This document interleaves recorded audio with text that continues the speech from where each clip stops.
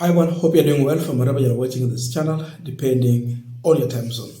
Now, if there is anyone still doubting about the current relationship between William Samoei Ruto, the president, and Rigathi Gachagwa, his deputy, then we have to look on really what happened yesterday as far as the statement from members of parliament coming from Mount Kenya East is concerned. The reality is that Ruto does not want to work with Gachagua. Ruto is focusing elsewhere. But as he focuses elsewhere, he knows if Mount Kenya region is left united, it is dangerous. So for his political survival, he has to divide the Mount Kenya region. For that, it might be safe for him. So, hii lesson inaenda mbio sana. Very quick. Yesterday we saw members of parliament from Mount Kenya East region, that means Embu, Meru, Tharaka Nithi. I've told some from Isiolo. They came together and endorsed CS for Interior Kindiki as their regional leader. That's the endorsement. And there is there are tasks that they are giving to Kithure Kindiki. Number one, they want Kithure Kindiki to be the link between the region and the national government. They want him in that spirit to fast track development projects of the region. Kuna wabunge na watu wengine kile wanasema Kithure Kindiki ndiye angalie hiyo mambo ya development. Another important issue is that they want Kithure Kindiki to secure the region recognition in national politics. That they have to recognize that there is Mount Kenya East that exists as a region. That is the responsibility they are giving to Kithure Kindiki. What is the reason behind this? That's the big question on this pipeline. To Kenya is old significant voting numbers, making us critical region in shaping the political and development direction of our country. I think it is important to repeat that.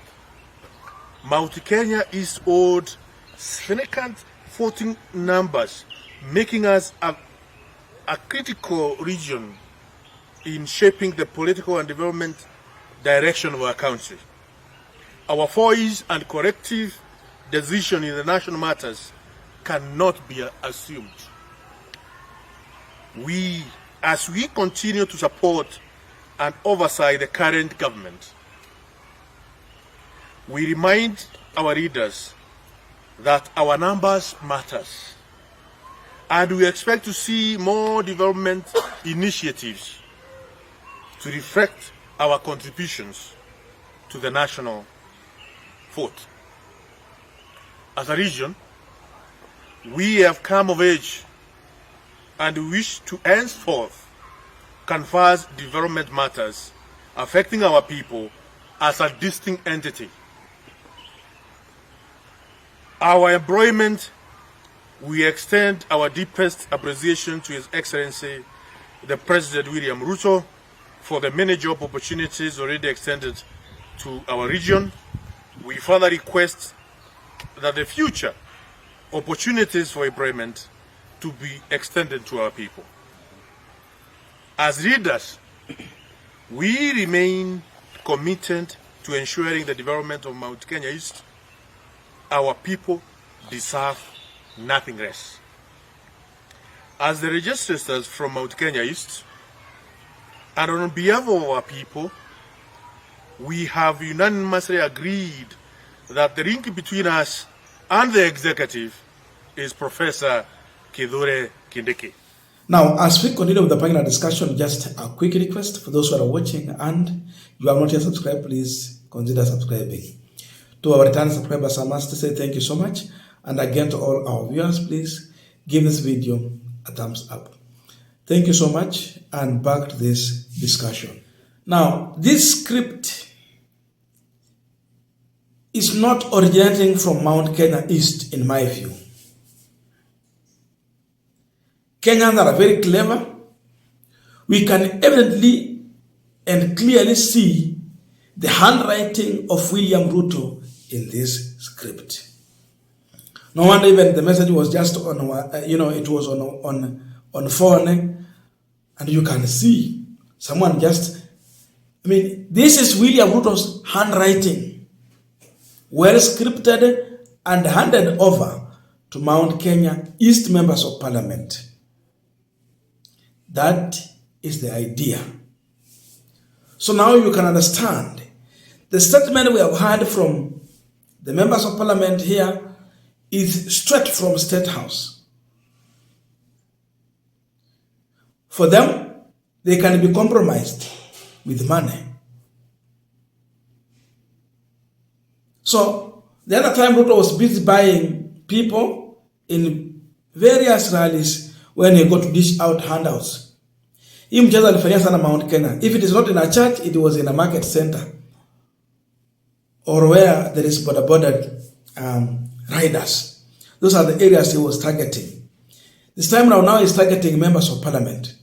Call them, deal with them, give them instruction, and they follow. A split of Mount Kenya region as a whole begins now. He is actually applying the Moi tactics. But Moi was operating in an era where Kenyans were not so much enlightened. But now Kenyans are well educated. They can see this. What we are saying is that Ruto and Gachagwa must go. They are one of the worst leaders ever we've had in this country. These two must go. But for them in their script, one does not want the other. The other one also is fighting to have his way. So Gachagwa should be well aware. The script to tame him is clear. They are so much determined. He has to prepare for an exit. That's the only thing he can do. Prepare for an exit. No any other option. Or if not, you must prepare to be a CS under William Ruto, but not a deputy president. Imagine the kind of budget you've had. A huge budget. Hata ile ya Mudavadi inaenda kwa Gachagwa mara 3. Then you are being given a CS position. Kama wakati wa Kibaki. Kibaki from a vice president to a minister. He accepted. But he knew what he was looking for. Is Gachagwa ready for that? Ruto knows that he has to get something from Mount Kenya. So, divide and rule. That is what he's applying here. Such that you will have the Mount Kenya East. Na unamkumbuka mambo ya Tarakanizi 207. A. That we will have one team on his side, so that when you go to Mount Kenya, he knows Mount Kenya East is with him. Then the struggle from Mount Kenya West, where even he's planted people like Kimani Ichung'wah to stage a fight on Gachagwa. The people of Mount Kenya should be smart. They should be intelligent. They have to read all this, and they have to understand, such that whenever there is an opportunity to make a decision, they have to make a well-informed decision on ballot. Mambo ya kingpin tuweke kando, na hiyo ndio sasa wameleta kabisa. He is looking for this way to survive. Last time he came with the Hustler Fund, not Hustler Fund. He came with the issue of Hustler, and he targeted Mount Kenya, Mama Mboga, Boda, and all those. This time round, mambo ya kingpin yameanza. West versus East. Ruto is staging a war. And you can see how he's advancing it. That Stureh Kindiki, who actually should not be playing politics, is now being given a mandate to fast track on development projects of Mount Kenya East region. You know, under this operation, the arrangement we are having, anything that will go to Mount Kenya, whether east or west, Gachagwa was taking credit that I have lobbied for this, I pushed for this, whether it's a CS or a what, he take credit from that. Now they're bringing Kindiki on the table. That means if there will be any project in Mount Kenya initiated by the national government, then Kindiki is the one who credit will go to as a person who pushed for that project, not Gachagwa. If there will be any new appointments happening as of now, it will be Kindiki now to take